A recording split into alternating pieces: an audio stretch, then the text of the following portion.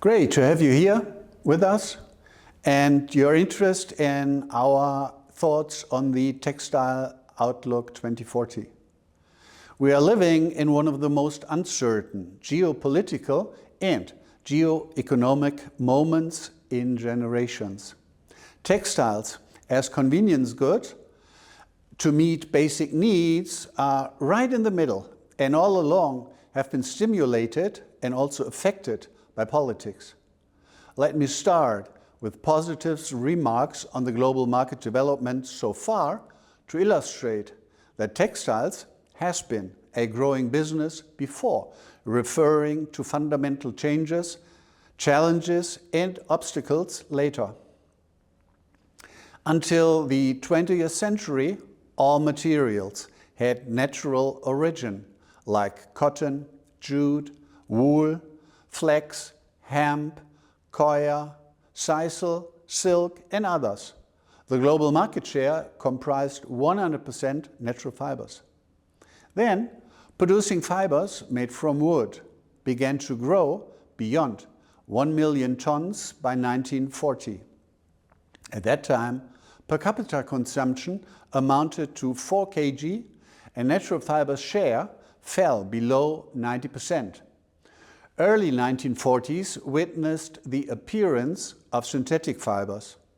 The individual consumption doubled until 1980, with the share of natural fibers shrinking to 60%, followed by 30% synthetics and 10% wood-based cellulosic fibers.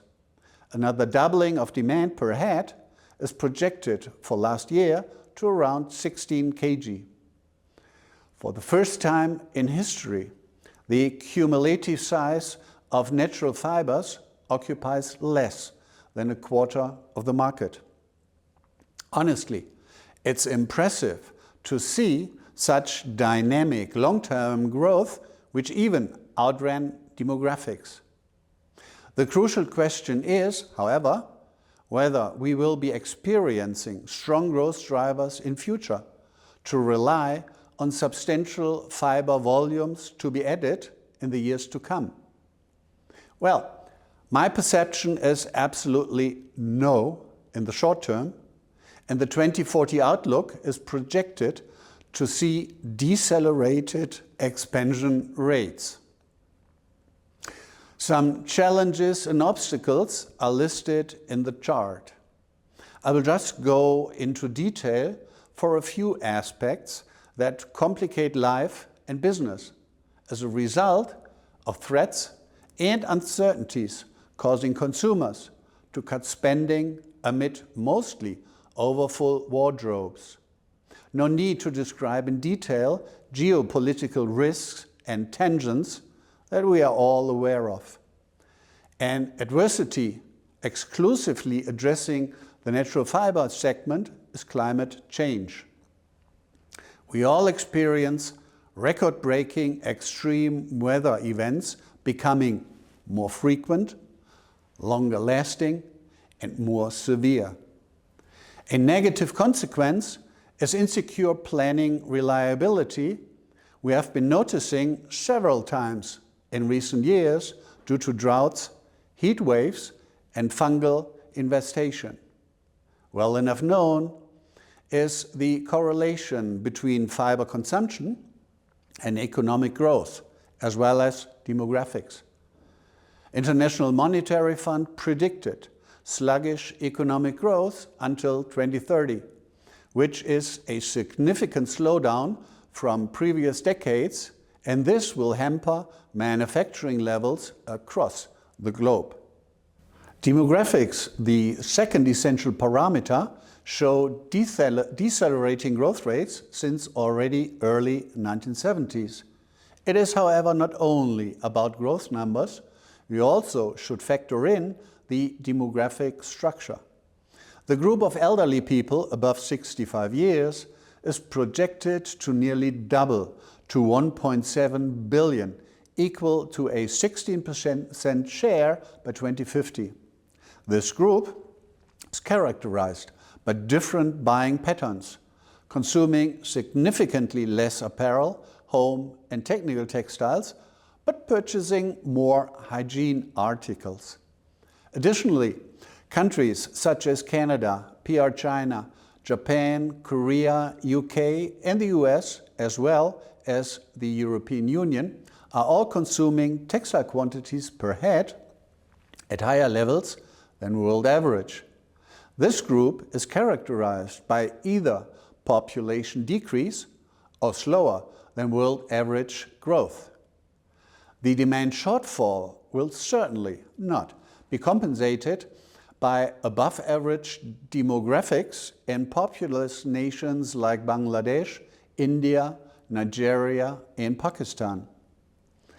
Another burden is increasing regulatory pressure to address the growing environmental and social impacts of the industry, adding costs and additional personnel, plus red tape on an extremely price-sensitive apparel business.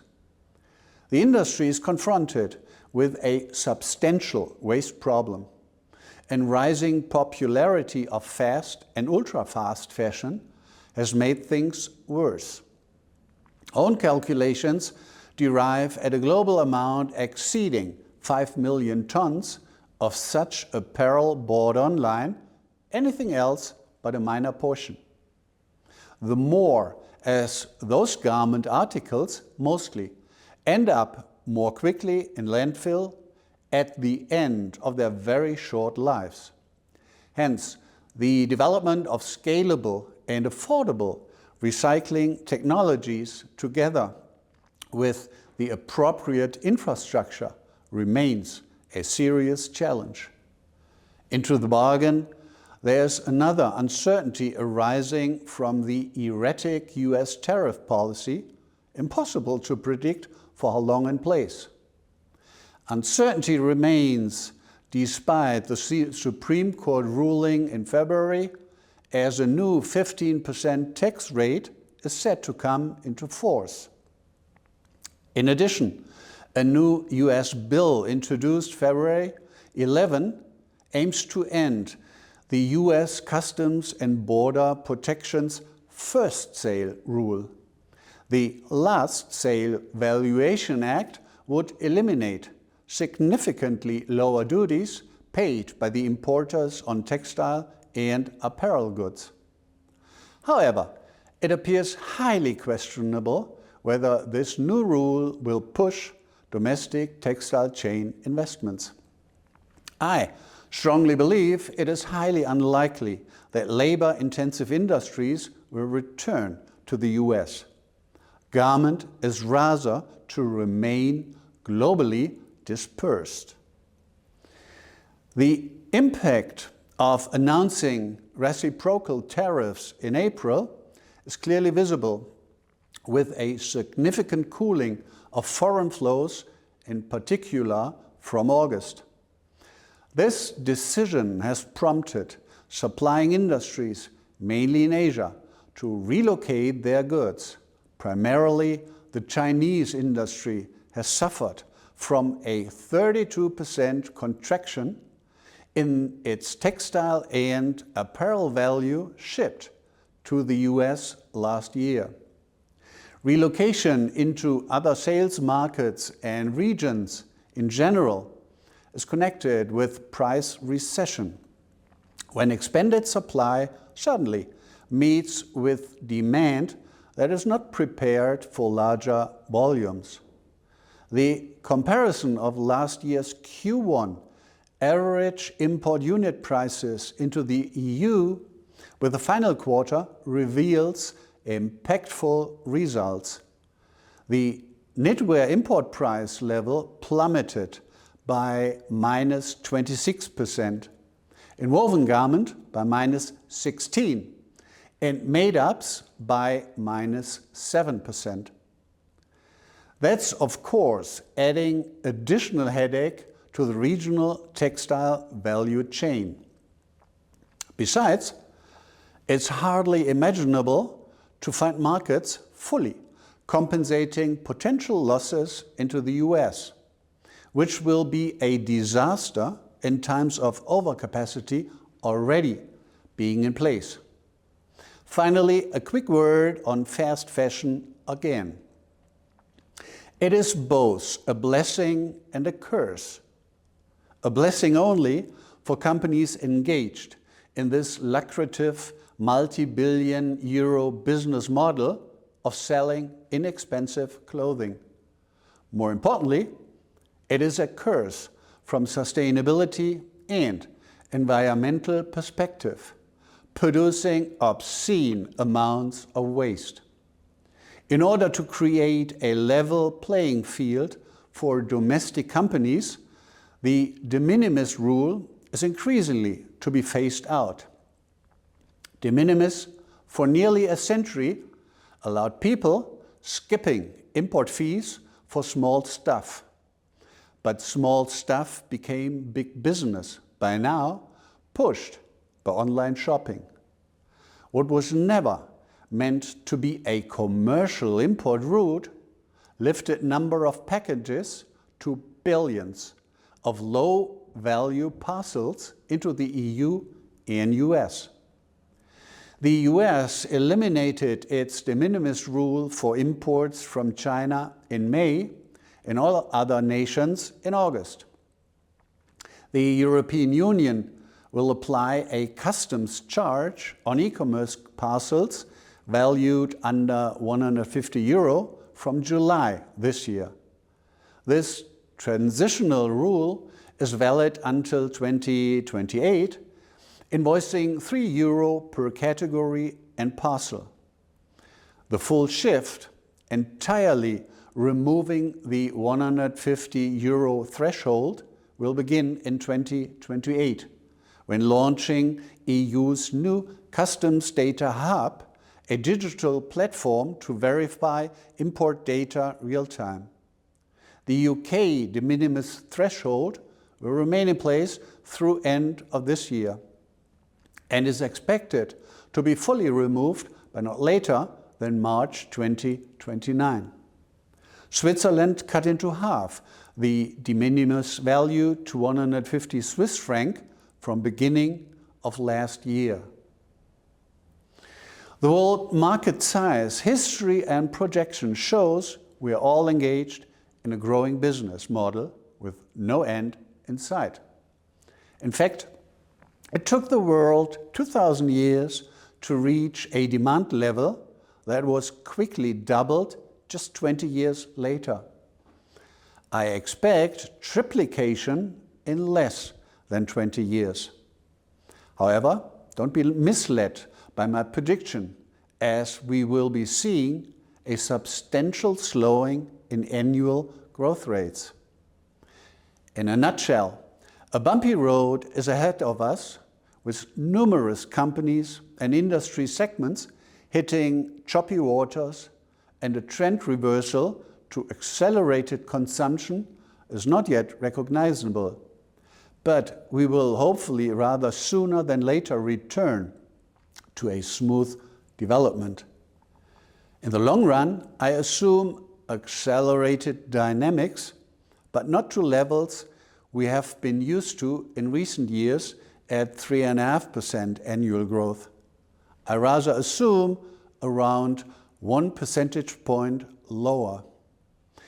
I see apparel almost half of the global market volume between opposing trends of fashion, meaning the desire for fashionable articles, versus demographics, growing awareness to protect nature, and attempts to reuse. The specific role of recycling will be interesting to see. We simply cannot think of apparel, home, and technical textiles without thinking of man-made fibers.